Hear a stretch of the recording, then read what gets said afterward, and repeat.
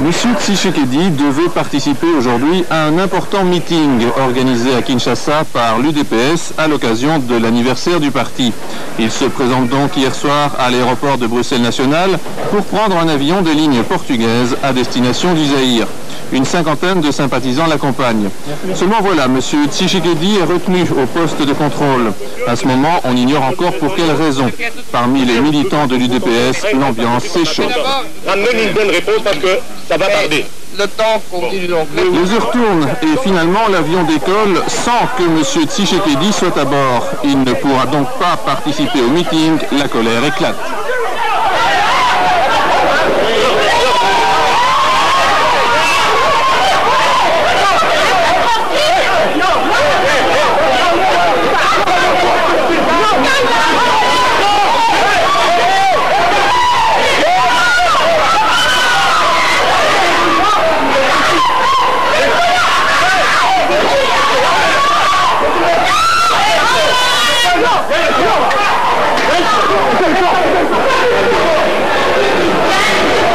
Résultat, 3 blessés dans les rangs des forces de l'ordre, 2 blessés parmi les militants zaïrois.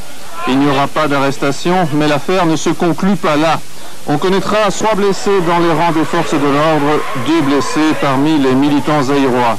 Il n'y aura pas d'arrestation, mais l'affaire ne se conclut pas là. On connaîtra ce matin seulement la raison de l'interpellation de M. Tshisekedi. En fait, l'opposition zaïrois faisait l'objet d'un ordre d'expulsion signé en avril 88 par Jean Gol, à l'époque ministre de la Justice. Cet ordre d'expulsion, basé sur un arrêté ministériel, était valable pour 10 ans. M. Tshisekedi affirme qu'il n'en savait rien, et on peut le croire puisqu'il avait reçu récemment un visa des autorités belges avec la bénédiction de l'Office des étrangers.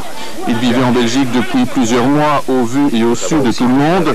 Vous le voyez ici participer à un faire le point sur nos antennes le 9 décembre dernier. En outre, il voyageait régulièrement à l'étranger avec un visa parfaitement en règle. Comment se fait-il dès lors qu'un gendarme lui ait soudainement signifié qu'il était recherché et qu'il se trouvait en situation irrégulière?